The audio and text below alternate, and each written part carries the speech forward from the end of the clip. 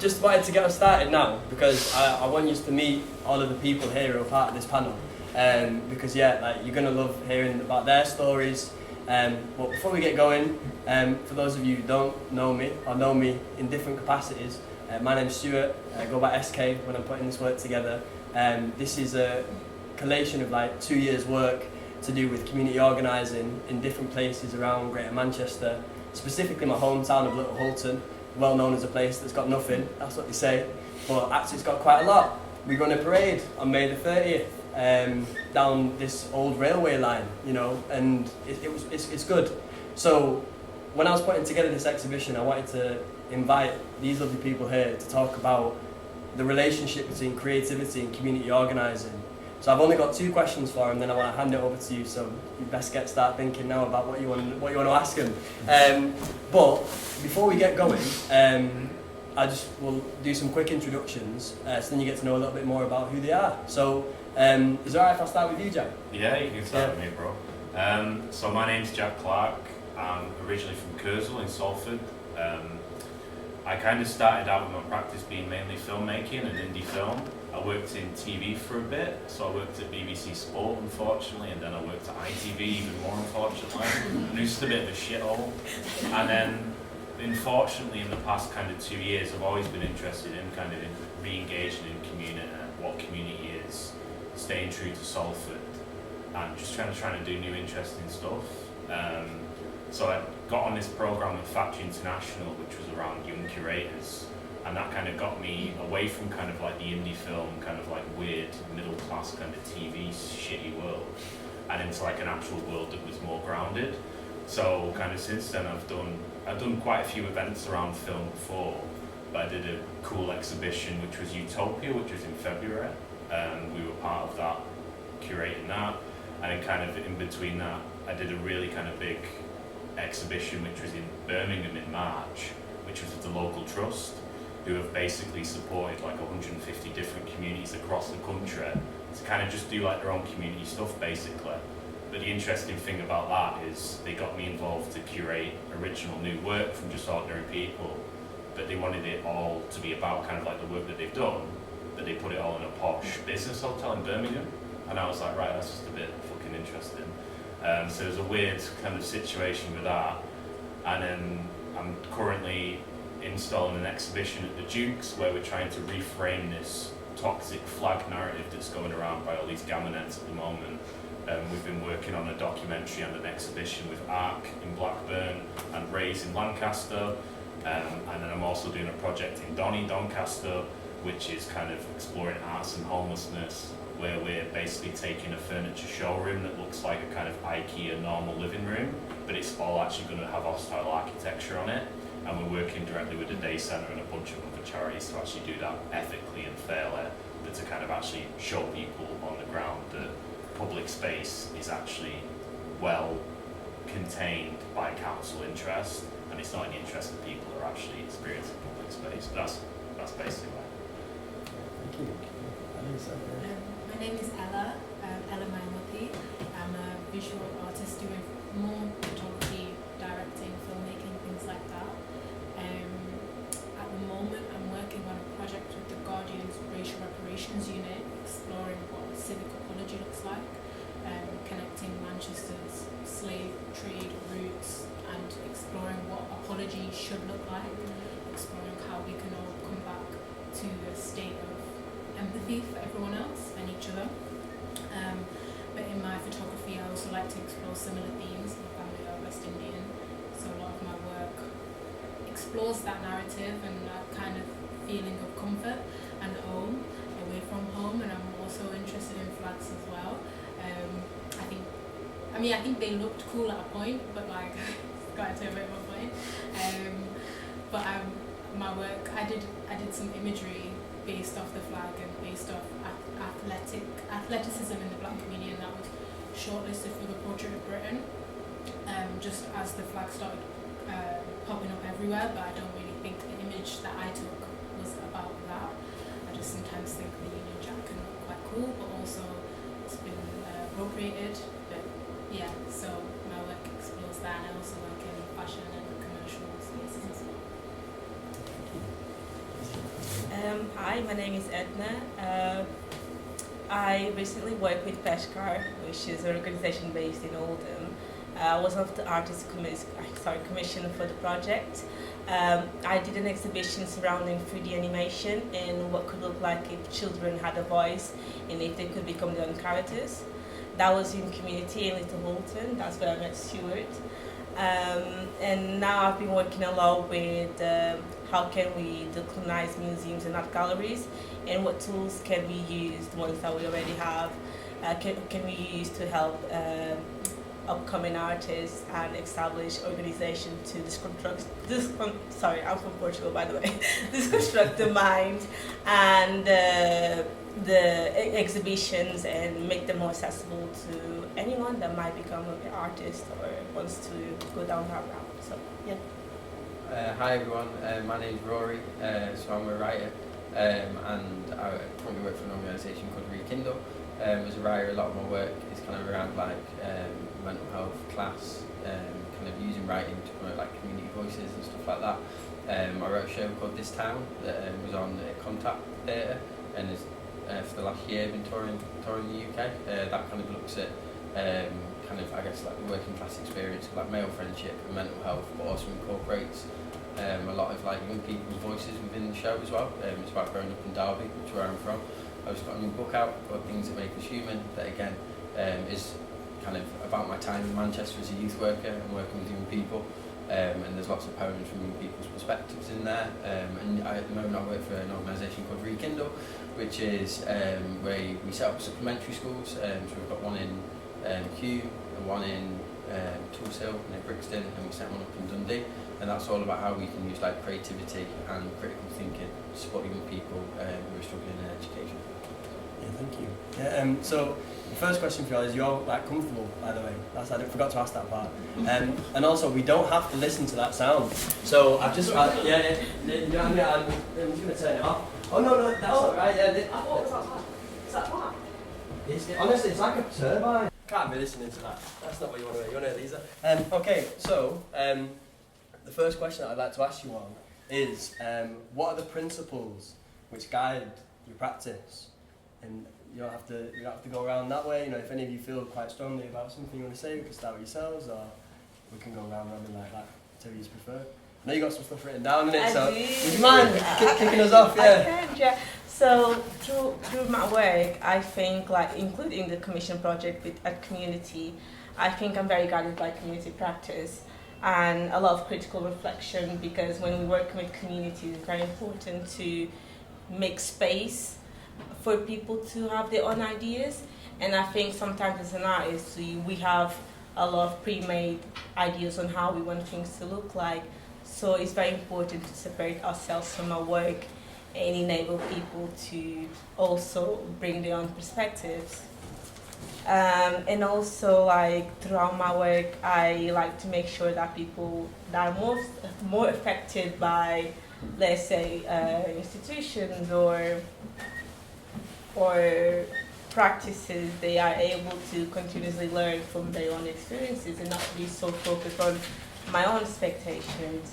And it's also about being adaptable and create like a healthy environment and projects that reflect people's views, not so much minds, and also being open to change, because sometimes we have a very like idea on how things should look like, but things change throughout our work. Sometimes what you might have on paper might not be the end product. So having an open mind about things can do change is also healthy, because you learn from your own experience, and if something comes up, if you do have a challenge, it'll be easy for you to face that challenge and learn from it.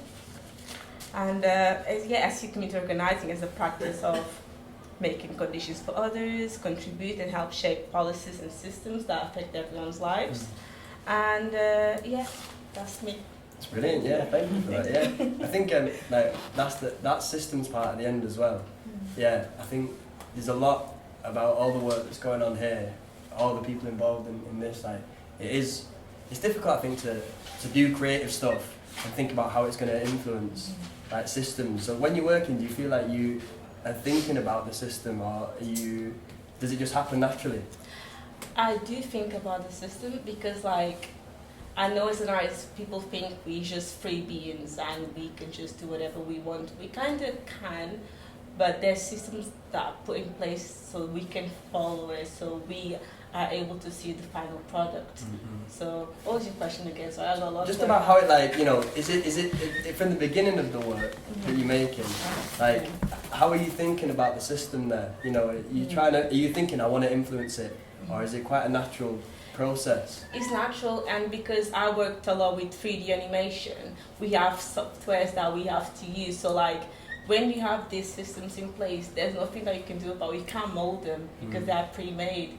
What you can do is adjust people's within that software, and how can they learn from that as well. Not so much myself and how I want things to look like, or how the system might, like, reinforce the idea, like, this is what you should do, but let people use it, let people be free. Yeah, thanks for that, Nia. Would any of yourselves like to talk about your principles that guide your practice? I feel like you're always in systems. Me? Yeah. I mean, like, the core principle for me, to be honest with you, Stu, at the minute, is empathy, and trying to have, like, a lot of radical empathy. Because, to be honest, like, I'll be honest, I was raised in quite a right-wing household, and quite people that still have some of these dated views, that I think a lot of it kind of just through grief and this idea that doesn't really work anymore about you can just be working class and work hard. I think we've more gone socially to, like, this weird kind of, like, Victorian underclass again, where actually people that were on that bracket of what is working class are now kind of like an underclass. And I guess your traditional middle classes are now more of a working class, without it getting too kind of like around kind of like social kind of hierarchies. But, like, I think a lot of maybe some of the problems that I see on my estates is, like, because, like, the illiteracy rate at the moment is like 1 in 6 adults are functionally illiterate, and that's not even, like, widely known, that's not even widely reported on. I mean, when I write articles, I send them to my family and they go, I can't read it. And I'm like, all right, why can I read it and you guys can't read it just 'cause it's got 2,000 words on it? So it's kind of like trying to implore a lot of that empathy into my practice, to try and get people from different kind of, like, what's become quite secular communities in their own heads of, like, I don't see anything past my front garden anymore, it's all dangerous, and trying to get them in place. And I guess to your point about systems, it's like, even when I first applied to be at factory, like, I didn't expect to get in, because my application was, like, basically saying that they're a load of shit, they look like a brew dog, they're not an art space, and they were like, all right, we'll get you in. And I was like, that's a bit weird, you, like, sadomasochist or something. But now I'm like, my thing is, like, I don't think you can completely change a system, but what are the kind of, like, micro things that you can instill to get them to listen to you, and then take that back to your kind of spaces and what spaces you want to create. Because I think the biggest thing for me in any community thing is it is space. The biggest thing is space, because space is constantly being lost. Like, you read, like, every few reports in Manchester, it's like, oh, this is closed down, that's closed down, and people are gutted and wounded. I don't think it all comes down to money. I just think we need to kind of come together in certain pockets and just see what others are doing and trying to get maybe space back. I think what you've done with the kind of pavilion in Little Hulton is a good example of that, of getting space in a community by a park and, like, giving people a place to congregate. Because that's something that I've learned through the project in Donny, is, like, the councils and the police are actively doing things to stop people from congregating. Like, they have an impact into where lampposts are placed, because that's apparently people will congregate if it's next to a bench. And I'm like, but shouldn't people naturally congregate because we're a social species? So it's a complex thing, but, you know, my kind of summary is I'm constantly learning and trying to implore empathy as my core principle. It's hard, because you get people who just go, you are a knobhead, but you kind of got to try and think a little bit, like, well, why are they acting like this? What is that kind of thing in the back of it, basically? Yeah, thanks for that. I think later on I'd like to come back to a little bit of something you're doing with them, say Victoria Theatre, but we'll come back to that at a different time, because it's thinking about change and about, like, congregation. It makes you think about the photography project as well. So I don't know, like, it's what's coming to yourself there as well, like, what is it that guides your practice? I think listening is a really big part of my work. I feel like as part of my work, doing community work, but just self-work, I feel like I'm always in communication with something else.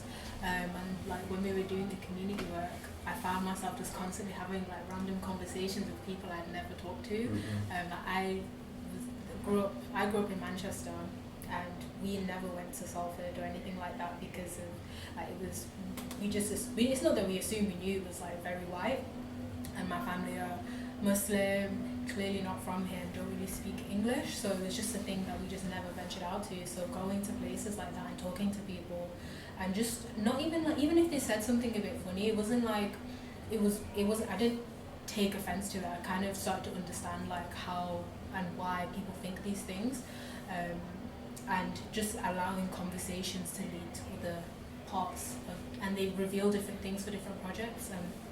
With the stuff that I'm doing with The Guardian, I went on a heritage walk, and you went on a heritage walk today. And the one I went on, he spoke about Hibberts being like a really popular plantation owner, a really big one in Manchester and then Jamaica. And it reminded me about a friend that I grew up with whose surname was Hibberts, and his dad had come from Jamaica, and his dad was a caretaker at our school, and he would make us like this dish, like a rice pudding dish that I have now, because it's so good. And like his son was in my year, we were at school together, and he always had snot on his face, and I thought it was so interesting, and that's how we remember him as a family. But then like a few years ago I was reading on Facebook that my friend, who was also called Hibberts, got sentenced for like attempted murder, and I started to think about like the way we apologise for things and the way we have communication and talk to each other isn't just about like, I'm sorry that slavery happened, or I'm sorry that I feel this way about things, but also the fact that this plantation owner from years ago, from generations ago, a descendant from that plantation could come to this country from Jamaica, raise his son, and then his son still ends up incarcerated. And just, I feel like having conversations in Salford about these types of things and what the system of ownership looks like and what it has done to so many people, I feel like we can see the similarities in our lives. And I feel like I have to hold listening as like a really big part of that, because I wouldn't be able to connect those things had it not been for talking to people from loads of different places that I've never been to. Yeah, definitely, yeah. Wow, that's serious, yeah. And because I want to come back to the like how you even do that, to be honest with you, because like that, I think there's something in there, especially like the creativity and community organising and like being so present. You know what I mean? And still going like that. But before we come to that one, Rory, yourself as well, because you're in all different places then, you know, with the Rekindle. So what are the principles which guide your practice? Yeah, I think like, it's like how can you use kind of creativity to support young people to build alternatives as well, or to support community members to build alternatives. So like Rekindle is all about the educational system and like their experience with the educational system and how we can support them to build what would be an educational system that works for them. So we've got a project called the Youth Pioneers, which is we're supplementary schools, and we work after school from Monday to Friday from 4 till 7, and it's all based around like critical thinking and homework support, but as well they build their own curriculum. So we've got a group called the Youth Pioneers, and each year we sit with them over about 6 months. They build next year's curriculum, looking at like their own experience, their experience in school, their own interests. And I think, and then creatively, I think if you can do that in a way. So I worked on a project at Factory called Balmy Army, where we worked in mental health hospitals with young people, and we supported them to build their own version of what they think a young person's like CAMHS hospital should look like. And that went on in an exhibition at home, and it was there for about 3 or 4 months.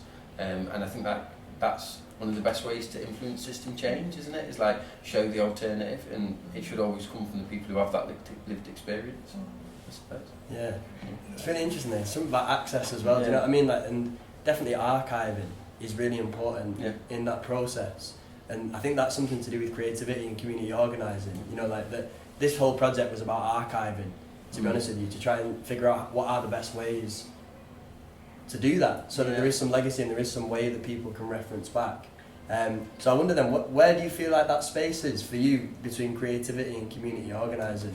If I see them as like two I think they've always been so intertwined for me, that they kind of feel like the same space. I think we just ran a project called the Nello James Centre.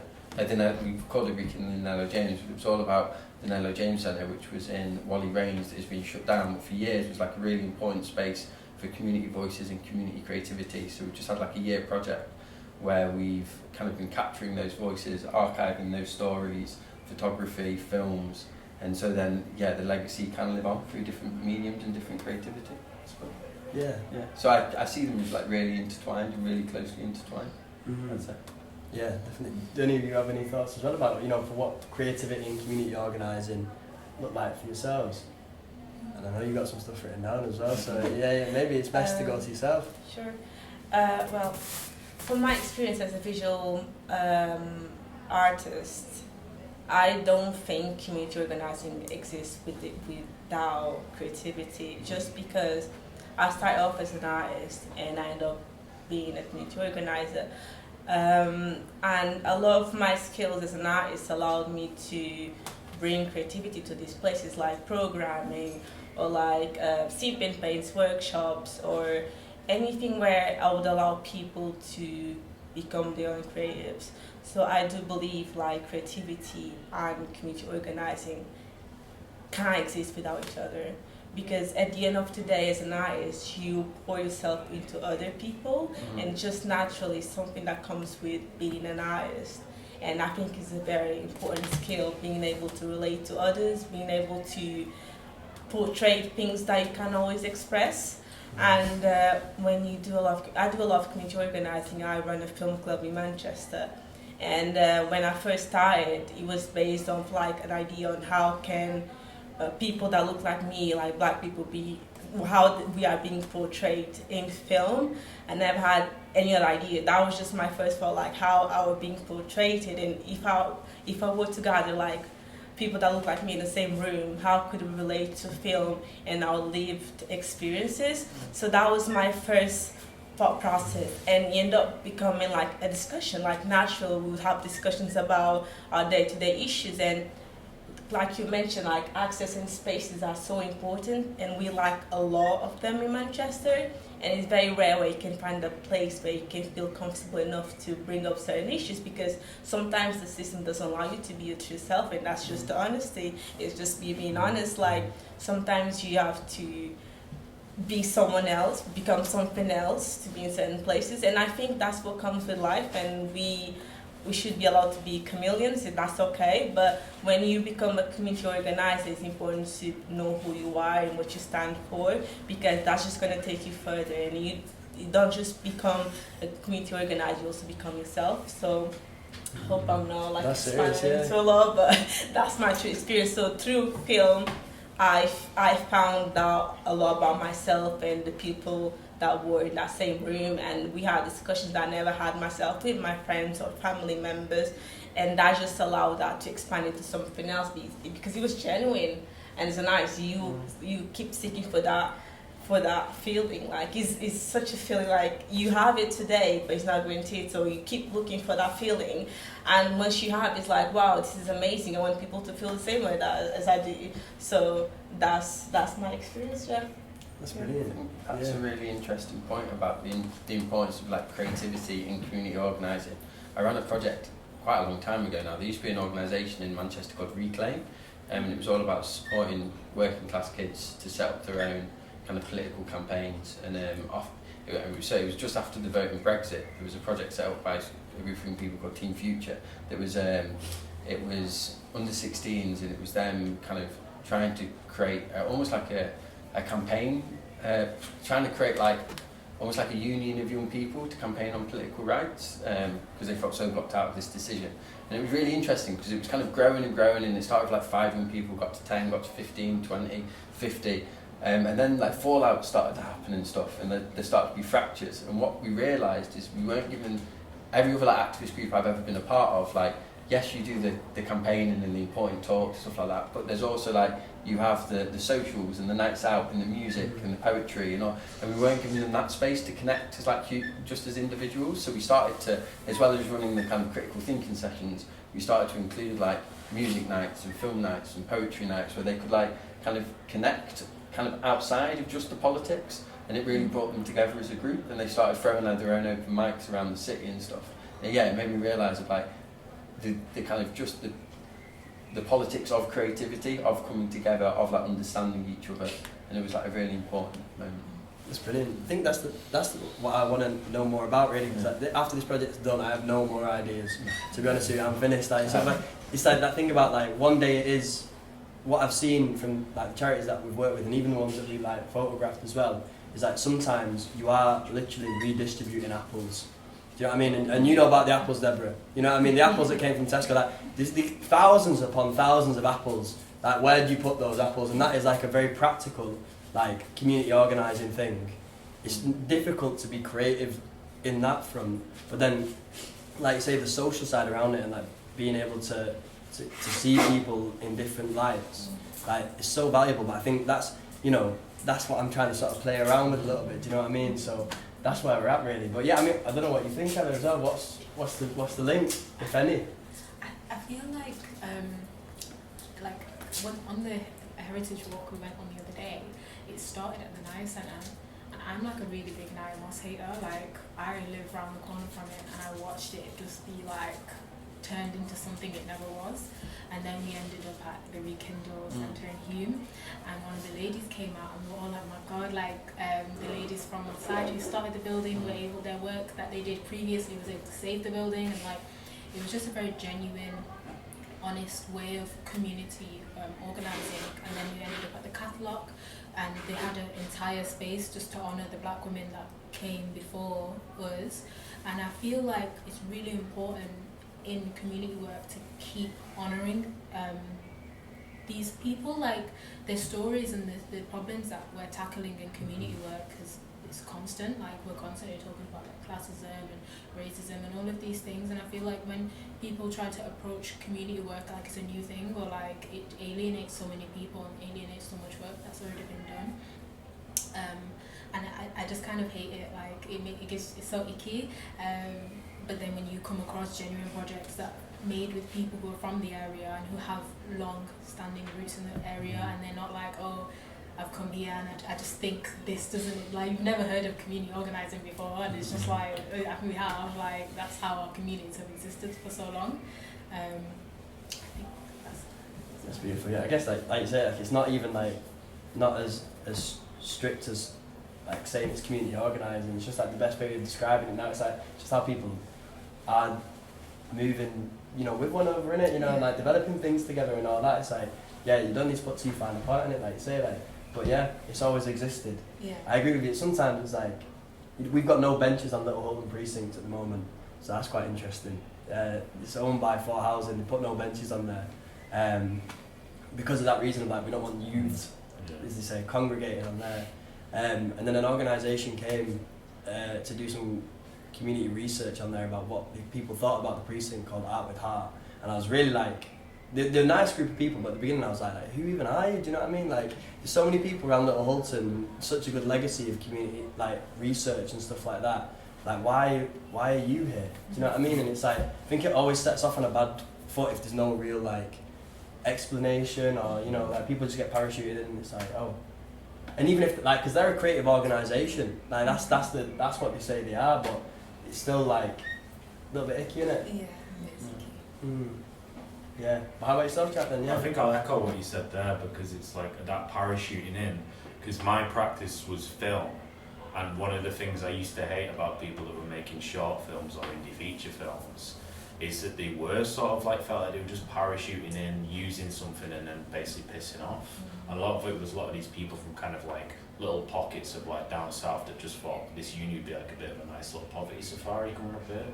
And I always hated that, and I always thought that there may be a method of trying to do more socially engaged film practice. So we did it quite well in Doncaster when we did a film. We got like £2,000 to make last year, where my kind of approach is actually itemising the process and going to different community-based charities. So for example, like we had a shot where a lad was on a bike, basically, and we went to Yorkshire Bike Shack CIC and just said, look, promote it, get you involved in it, can actually be on the shoot, get you a bit of money as well, can we use your bike, put your name on it? And they were like, yeah, that's really cool, not many people are coming down Doncaster and filming little bits like that. So then I was like, actually you could do a whole film and expand on that socially engaged practice. So I'm trying to do something right now that's still in early stages with Breaking Barriers and a couple of organisations in Rochdale around whether we can do a full kind of like on a few month program, basically making a short film based on something topical, and actually have like consultancy from the community basically on the script, so they can consult on the language, on what's being said, on what happens in the area. Consultancy from like, we want to use a takeaway shot, consultancy from them about what kind of actually goes on, what types of characters actually go in, so then you can do a film that's a lot more kind of honest to the community. If you are somebody that has the skills and talents to go into a different community and kind of unlock it a little bit, then you just kind of like finding that way of not just parachuting in and sapping the resource and pissing off, of trying to kind of do it, I think. And it's a lot of kind of the ways in which I'm trying to think from that kind of film practice, because I knew so many like directors, quote unquote, that thought that like dressing in a fedora would make them a director, and just, you know, coming in and getting a bunch of money and making a film like they're Sony Pictures or something when they've got a tenor to their name. And I'm like, I'm not into that process, I'm not into any of that. So it's a hard battle, I think. It's a hard process to kind of toe the line, but there is a way in which we can at least start to build a socially informed and engaged practice around different creative kind of pursuits. And I think it goes hand in hand, because like growing up, if I used to have like a, you know, after school clubs and activities at the St. Paul's Church near me, and that's all gone now. And it's like, I think creativity, especially with like toolkits and mental health services and different kind of health services, creativity can be a toolkit to kind of like expressing but also understanding yourself, and that barrier of communication as well. There's kind of a lot of, I think, optics in different areas of that. And I think it's important that it's explored within a community context like that. Yeah, it's tricky. It's a whole different landscape, isn't it? It's a whole different landscape.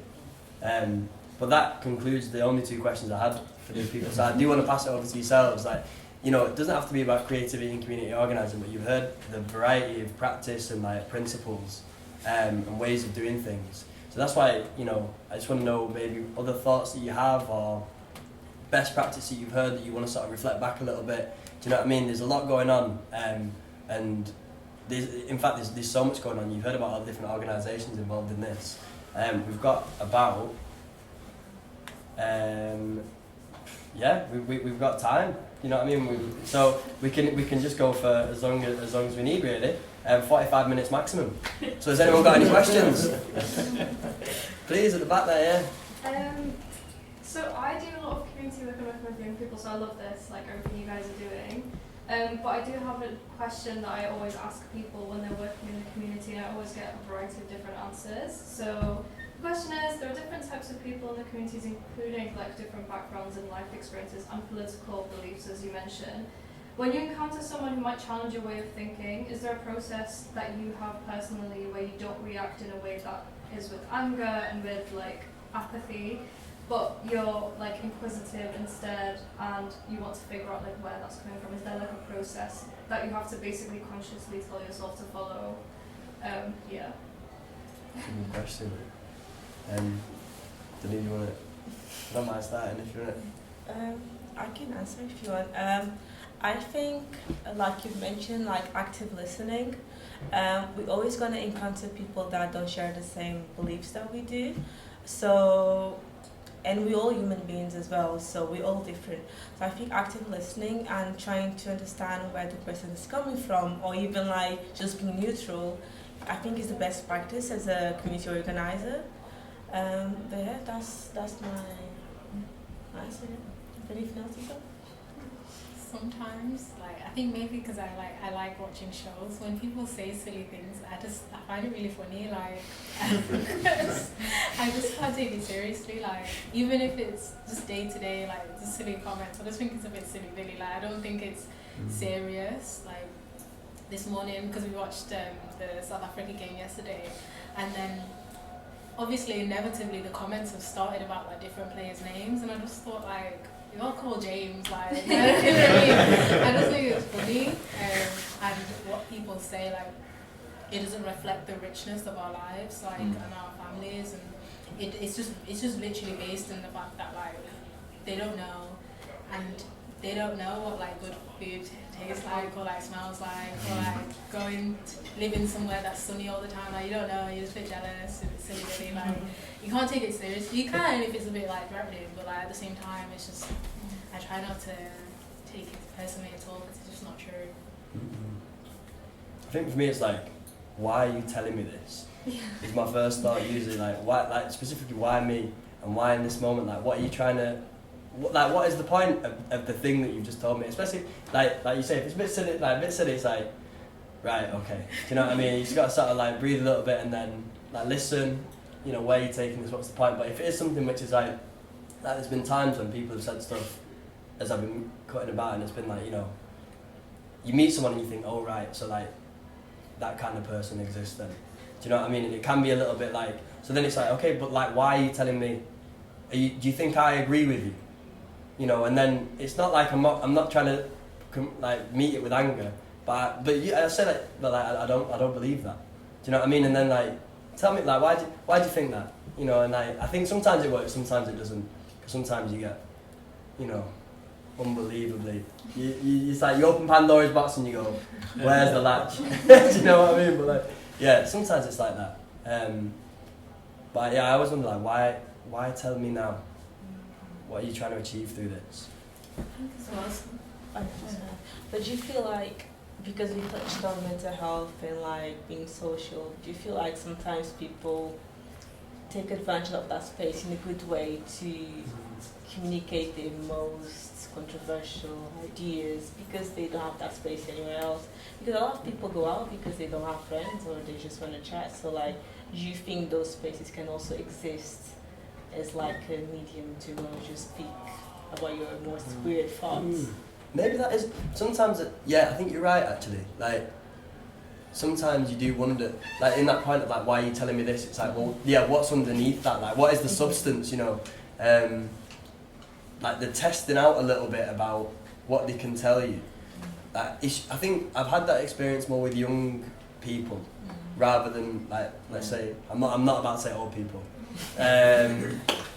People who are longer in the tooth, let's say. You know what I mean? Yeah. It's one of them where like the young people, they say something like that can be a little bit like, you know, what are you talking about? But it's like, okay, you know, and then you sort of roll with it. So I think you're right actually, yeah, sometimes they are just testing a little bit to see what they can get away with maybe, or, you know, yeah, you're right. I think as well it's like believing in like your own practice, that you can take them on a journey as well.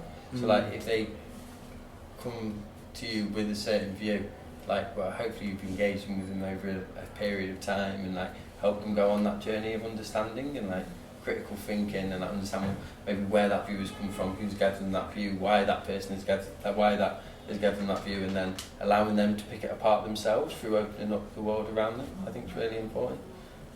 Because I think especially it really works. It's not really weird. It's just I've worked with young people now in Manchester for like 12 years, so you like see the different generations coming through. And whereas when I started, I always felt like kind of 14, 50-year-olds in Manchester were all relatively quite right on and had quite good politics, and definitely socially politics. It feels like this generation of 13, 14-year-olds, they're the Instagram, TikTok generation, and they've been fed a much more toxic view of politics from an early stage. So it feels, at the moment, I'm having much more tricky conversations, but the kind of, the belief comes in of like, well, kind of to take them on that journey and help them understand, like, kind of the world and where those views are coming from and why they're being fed through algorithms and stuff, to be able to then allow them to change that. That's very, you can't change people's views, but you can allow them to change their own views. I think it's probably where I think about it a lot. I think that's a good point, because like, for me, working with the kind of different groups I work with, so in Doncaster I work with a lot of different youths with like different vulnerable backgrounds and political perspectives, and I kind of try and see if I can find the actual commonality in conversation between people and see where that is and focus on that, and more so than focusing on the actual difference between that. And the other interesting thing I found with like people in the much older generations that have been communicating with me at the moment is a lot of them just kind of want to almost spill their guts out to me, and I'm like, have I got a sign on my head that says free therapy or something? And they seem to think that I may be sharing some of those views, and I have to quickly kind of say it's like, I don't share in those views, but I try not to do it in a way that's like, you're an idiot or you're wrong. Because I used to do a radio show, I've kind of paused it for a while, but that was really about trying to take deep academic subjects and people that are in like academic fields, and because I sound like I eat glass for a living, trying to make them more accessible for people, because I believe in like with your point about information and like this thing I mentioned before about like this functional literacy, is I think there is a gap there in the fundamentals of communication. People that are in positions of power actually exploiting that gap and exploiting those things in the way information is received and processed. So I'm always trying to think about how can you make topics that people would shut down from, or maybe even cultures or beliefs that people would just shut down from, make them accessible in a way that their baseline is can just be digested, and then there's a process hopefully of internally processing that with kind of how you rate it against your own individual beliefs essentially. Yeah. What do you reckon? I think that was good. Nice one. Yeah, thanks for that question. That's a great question. Has anyone else got any questions you want to ask? Yeah, go ahead, Sam. So, like, obviously, this whole exhibition is a lot about community, but also a very specific example of something that you've kind of arranged in your hometown. So I guess the question for like analysts is like, thinking about where you're from, because obviously you work with maybe areas that are kind of similar to that, or you maybe see some similarities with where you work and where you're from. So is there like a project that you have in mind that you would want to do within like the place that you're from? That's valid, Okay, I'll go first again. So, I'm originally from Lisbon in Portugal. That's where I'm from, and a lot of my community organizing is also in Lisbon. So recently, I've been working on a music festival for vulnerable communities, and it was a big thing. It is a big thing because, access is still is difficult for some communities, and spaces are also something people don't have. So there's an issue. I live in Manchester, so commuting to Lisbon can be difficult, and I think sometimes when you live somewhere else and you want to have an impact in your community, there's a lot of obstacles for you to get where you want, and especially financial resources, like where do you get that resource to help your work or have some kind of structure. So I do believe meeting people that share the same idea as you do, or people that also want to help communities, and when I say help communities, I mean genuine helping communities, because a lot of people these days, they think becoming a community organizer it's a nice title, it's something to do free time, but it's also that matters to some people, especially like vulnerable communities. So like I said, meeting people that think like you, and a system that allows you to build something that is relevant to present communities and future communities, something that is going to last for a while. It's not just about music, like the festival I'm doing, not just about music. It's like creating a space that allows people to showcase their music, because music is heritage, it's what connects people. So making it last for a while and turn it into an archive. So that's my opinion, yeah. That's beautiful, yeah. I can speak. Because I'm from like Kersal in Salford, and not too far from me is a place called the Victoria Theatre, which has just been closed for a really, really long time. And kind of through work about a year and a half ago, originally doing a short film in Morecambe, where we did it at a place called Queen's Market Theatre, which was on their old promenade. And they were like the sort of like a kind of equivalent of like a Blackpool, but now they're really, really deprived in that area, unfortunately. There's a lot of great creative stuff there. So I've been working with a guy, Nick Smith, there, who basically owns the building. The council wanted to destroy it and turn it into a car park, and the argument was, well, people have no reason to come and drive here, why do we need another car park? But I feel like with a lot of the conversations that happen from all different walks of the kind of political, social and cultural spectrum, there's always this conversation about loss of culture and loss of history, this kind of thing. Now, Grade 2 listed buildings in communities have history. Like, my nan remembers the building, the Victoria Theatre. People in communities will remember a building. So I've been exploring ways by working with the Save the Victoria Theatre campaign, this guy Nick Smith in Morecambe, and another guy in Baltimore in America who runs something called Water Bottle Co-op, about if there's a way in which we could reclaim ownership under a cooperative that's community-led of Grade 2 listed buildings, and essentially, because cooperatives, I think if people knew about the actual benefits of joining and being in a cooperative, I feel like that would open their eyes to this kind of like weird view of they're either not existent, they're a shop, or they're communist or something, which is just not true. Because I feel like a bit of the gap is actually getting people to volunteer in their community in a cost of living crisis, whereas in a cooperative you can actually get paid benefits and shares in it from being involved. So it's kind of like trying to explore a model of like seeing if we can redevelop buildings as a long-term project, and that can, to me, that can take that spirit of what I believe in that building in Salford and roll it out across to all sorts of different buildings and run it under a cooperative basically that could either lease from the council or essentially get heritage funding to buy it eventually and then run it, and then actually get people involved in the local community to be kind of involved like for hire or just to do things, because it's kind of breaking down in communities. People have trades, like a lot of builders, plumbers, plasterers, that will do it for business, but to do it in their community, it seems to be a different conversation. So what's the incentive to get them to actually do it? And I think maybe that's something. So it's something I'm like, probably for the rest of my kind of current life, if I live long enough, that'll be what I'm exploring. It's like just a project in Salford, but just around everywhere in the UK and that. Love it. Yeah. Did you have something you want to say there?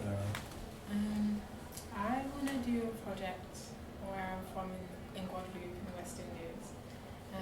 Our carnival is like 3 months long, so I don't have the stamina at the moment. But 3 months long, like the repetition, the rehearsals is like all for the whole year. So I would really love to do like a long form project there, because everyone gets super involved. Like, it's just like a rite of passage for the young people, and I feel like it's something that I was not able to access because my family moved here. But all of my cousins grew up in the carnival and the troops, but also just the cultural aspect of what we do before you enter the carnival. I'm really interested in, like, each day has a specific meaning. We have different characters. On certain days you go to a specific beach to like wash and cleanse yourself and ask for like certain things. So I'm really interested in like what call and response looks like in drumming, and what things, if there's something that it means as well, like what's being said in the drums. But also like Death in Paradise is being filmed there now. And like the BBC have come and like completely washed and made it look so like not bad, but they're catering to a specific eye that's just not where, that doesn't really, because they filmed it in the province that my family are from, and the first time that I got to visit it was just completely tourist now, so it was so strange coming back to a place that I've only seen on TV, and then it just looks like what it looks like on TV, and it's not at all. Like they knocked down like my great granddad's house to make like a car park, and it's just so, it's so like strange, and I don't relate to it so much, but I'd love to go back and do like a 1.5 year long project there, but again I don't have the stamina for like 3 months of carnival. Yeah. I'm sure you could get into it, you know, after a couple weeks. It goes on till like 4 a.m. each day. Okay, maybe, yeah, fair enough then. 3 months till 4 a.m. every day? Yeah, well it's like every few days you need to like recover.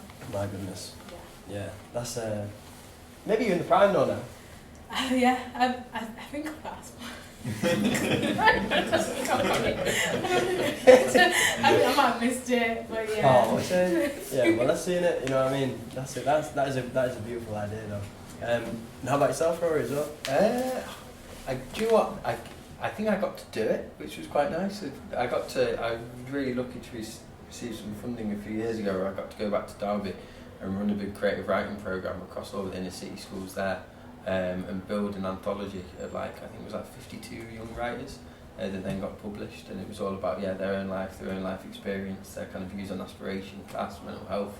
And it was like a year-long project where I got to go into loads of different schools and work quite in-depthly with, there were groups of kind of 10 young people I worked with over a year, so that was a really cool project, so I'd love to do that again at some point. You go back to Derby to do it? Yeah, it was kind of a nice, kind of going back home, which was nice. Yeah, lovely, yeah.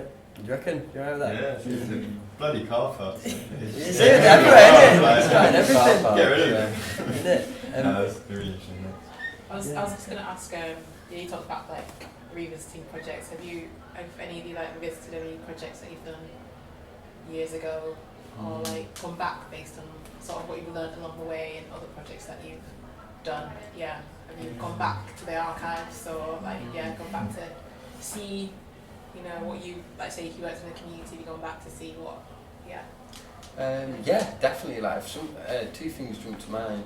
I mean, so the show This Town, it came out originally. It came out in I always forget. Like first it was 2021, and then I mean, it kind of kept going, I suppose. And I kept coming back to the show, and each time like the meaning changes as well. And a lot of it was to do. I mean, it kind of spanned a lot of community voices, but there was one narrative in there that was based on me and a friend that is no longer here.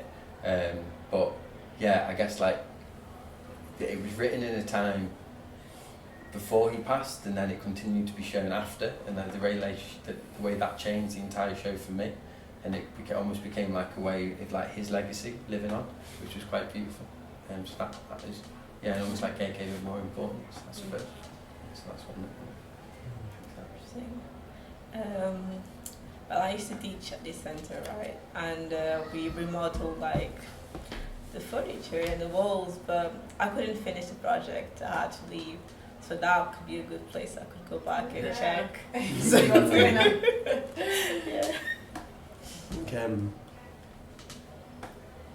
Yeah, it's a good one that. I mean, because I've always been in Little Holton, where I've grown up, it's like I'm seeing the places where I live that change, you know, and like the additions that are like maybe whatever we're doing, you know, you are getting to see how that changes things over time, and like how that's in contention with like larger change, like the building of schools or like the ripping out of parks and all that kind of business. I think, but like a specific, like going back to something is I did a series of paintings, 60 paintings on the history of Little Holton, about how it became like from like a farming village to being what it is. And then one of the plans for those paintings was about festivals and fairs being held at like local parks and like on the street and all that, like wit walks and business like that. And then I'd never thought about that. And then when I ran the parade, looked back through the archives and seeing that picture there, it's the one that's just on the wall behind you, and I was like, oh, like, also another, it's like a tiny little watercolour at the back there. I was like, all right, like, I've been thinking about this. Do you know what I mean? Like, it's been a long time coming, and I didn't expect to see that really. So like, I feel like you always get those little moments of like, of joy. But I think what I like about your question is, how can I be more intentional about that? You know? So that's something for me to work on really. Yeah. So thank you for the question. Yeah.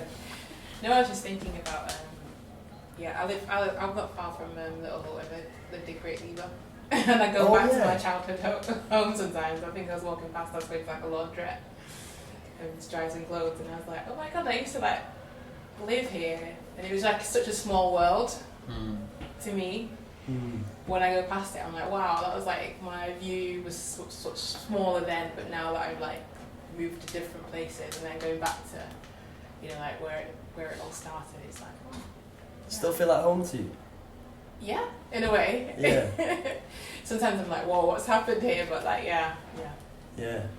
It's nice that you get to go back. Like, wait, you say you're in Bolton now? No, I'm in Haywood. In Haywood? Yeah. My goodness. So, not too far, but yeah. Yeah. Is it? I guess it's like, I don't know how similar Haywood is to Great Lever though.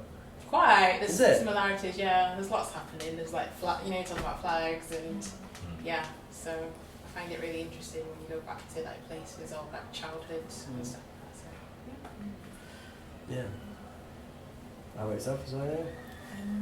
I made my debut short film and it was really bad. Like it was like I just avoided talking about it to everyone, and like the people in the crew were like, I'm avoiding it, like it's like a child that I don't want, and I just stopped. I didn't want to talk about it, I didn't want to screen it, it was just so bad. And then I wanted to revisit it, but I didn't feel ready to do it. But then I can see the characters popped up in a project that my friends asked me to make, and I can see the narrative, and I feel like I'm not having to revisit it, but I get to revisit it in a different way. And having made the first iteration of the film, now I get to explore it in music format, and the original film was about a music story as well. so I don't have to feel angry about it more until I make it. If I don't like it, then I'll feel angry about it too. But yeah. I think mine was probably quite similar to that because like I wanted to originally be like a director, but then my first experience actually directing a film, like on like my first year at uni, was just really quite horrible, and most of that was people. I think a lot of things come down to that.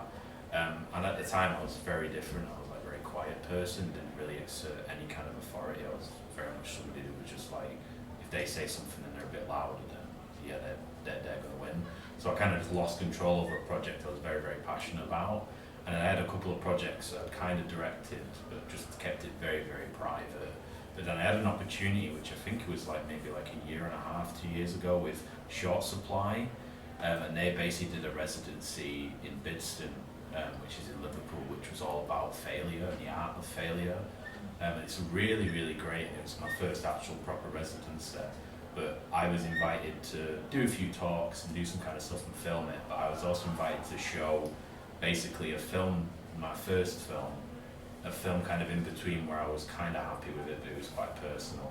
And then something I'd done more recently, and basically reflect in a Q&A about that process. And it was really quite therapeutic and cathartic, and actually I think it's important to see that progression and see where you was different doing something, and where that kind of practice comes now is a really quite good experience to do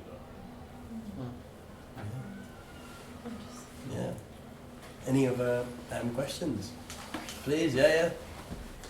It's a bit more of a personal question. I hope you guys don't mind. To me, I think working in the community sometimes can be very draining, but I find that little moments that you connect with people are a lot of the reward. So do you guys have any memorable experiences you have that kind of motivate you to keep engaging with the community? Yeah.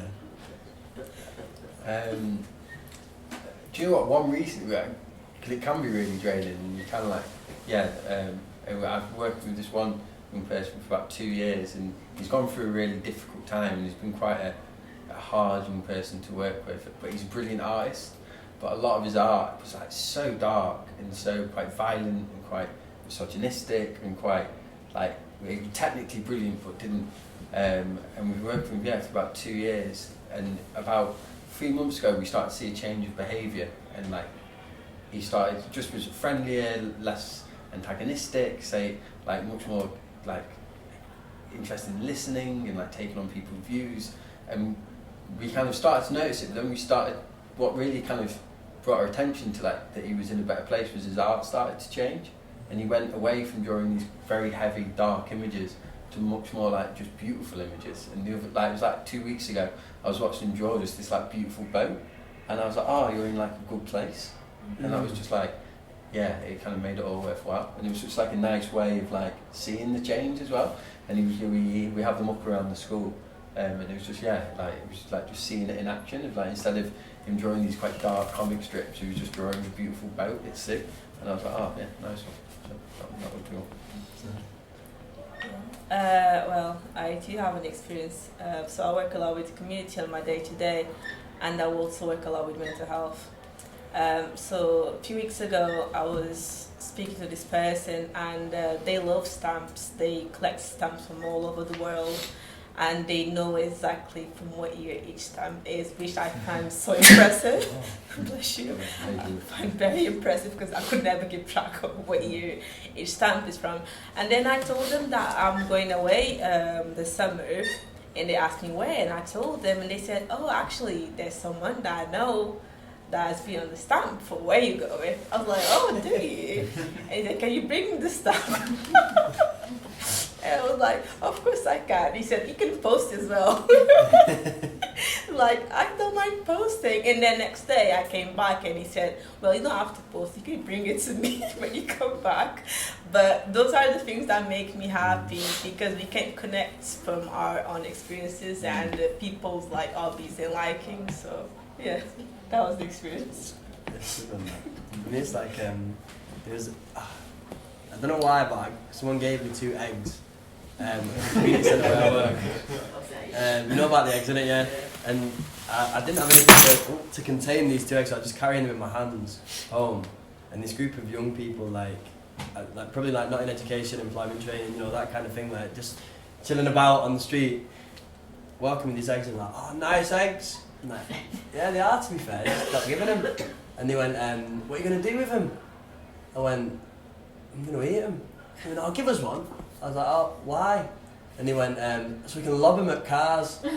I went, right, okay, I'm not going to give you one. He was like, no, alright, sorry, no, I'm going to eat it. Right, and I was like, but then I've only got one egg and I wanted to share an egg with my brother. And he went, you and your brother can share an egg. And I looked at this boy, like, in the most earnest fashion, I said, tell me now, would you and your brother share an egg? Right? And he went, yeah. And I just thought that was so beautiful, like, you know, it's like a little thing. And then the sort of extension of that story really is that, like, Deborah, you'll remember, like, and yourself as well, like, walking down the parade, there's those children on the bikes coming up and down, and like, they're a bit of a problem, but, you know, like, they mean well kind of thing. Those two children were the ones who had asked me whether they could have my eggs to love them at cars. And I just remember them looking at me, like, when we were taking the parade down, and they're like, is this, what's going on here? And I was like, we're doing a parade. And they're like, what about? And I said, well, you know, we're celebrating Little Hulton, we're celebrating this route, we're celebrating one another. And they went, this is the most active I've ever seen this. And I was like, that's amazing, really, because, like, that is now hopefully for you like a core memory, so that you don't see this as like a route to cause mischief on, or you see it as somewhere where you can, like, get away with, you know, nonsense. Like, you're seeing it as like a place which had so much, like, joy on it on that day, that's what you're seeing it as from this point on. Do you know what I mean? So, like, that for me was a really nice, like, journey for seeing them. I mean, they're still a pain in the ass. Like, whenever I see them, I think, flipping it, like, what are you on? But, you know, that was a beautiful one. Yeah. I think with our community work, we were doing a walk in Little Hulton, and we saw, like, the conversations I was having was so funny, and, like, I didn't necessarily find it draining because I don't do community work every day, so it's not like I find it really fun and, like, interesting. And one of the ladies, she reminded me of my mum a lot, and then she, like, spotted, I think Sav, who we worked with, spotted a tattoo shop that was doing, like, £13 tattoos for Friday the 13th. So I got my first tattoos in Little Hulton on Friday the 13th, and, like, I made a full day of it. I bought food from, like, the shopping centre. Like, I really enjoyed it, and I think, like, I love being in community with other people, and not just, like, because I've worked in schools before, and I started to not like the kids after, like, the first day, so I was like, I probably should have, after lunch I can't work with them, but, like, so finding ways to connect with people and honestly enjoying my time, and if I start to feel like I can't do this anymore, then I just can't, because I won't be able to recover from not liking people, but, like, being able to go to Little Hulton and just talk to everyone every day, and then being in that tattoo shop, and it was just so odd. But, like, then I was telling my friend who grew up in Little Hulton, she's like, why the hell would you get your first tattoo? I really enjoy it, so I think just doing community work and having fun with people, I just found it so fun doing that work. It was a good time, that, definitely. Yeah, I found that tattoo. It's really...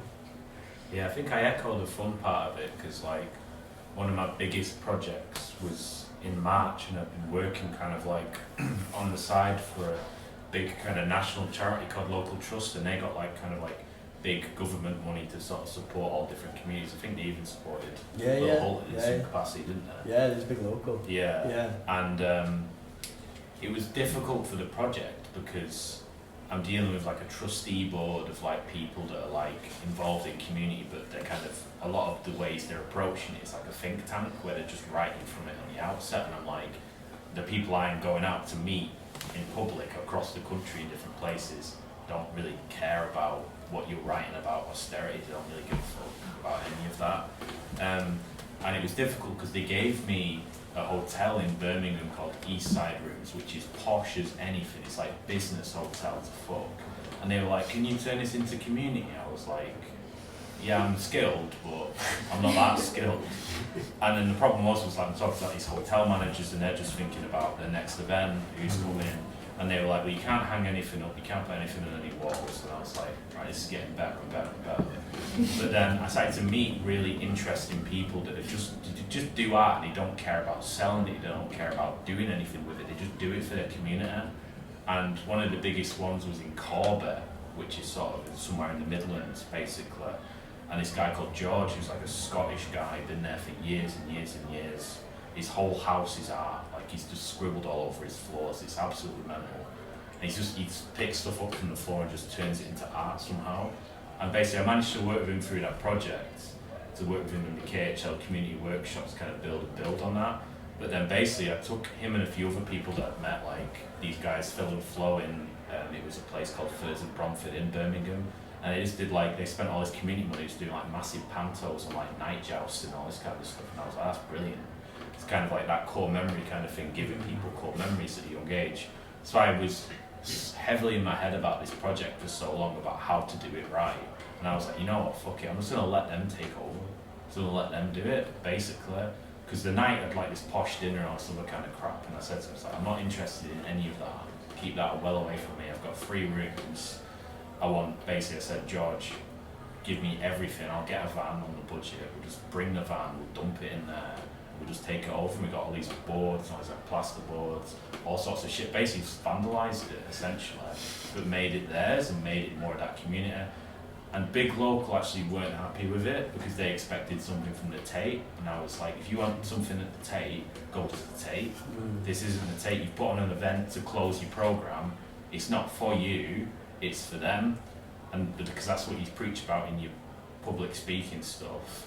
So I wanted to give them the means minimally to just do what they wanted in the end. So, and yeah, the feedback I got from that, from the people on the ground, not the people that were giving me the money to do it, but was quite powerful, I think. And that's kind of the ethos I want to try and do more and more. It's like be minimal in my approach and see what people can do, just give them the tools.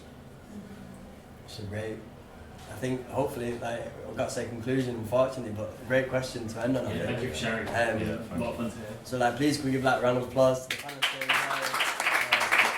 And then round of applause to yourselves as well for coming out, asking some questions. Now, like, we've got like 15 minutes, ish, well, 12 minutes. So, like, then we have to leave at 7. So, like, please, like, mingle a little bit. I'm sorry that I didn't bring anything apart from, like, we got a tap with water. But, you know, just, like, thanks again for being here and, you know, just listening to, like, what's going on. The development of this really is, like, really do want to get some best practice out of this, because that's what it's all about, you know.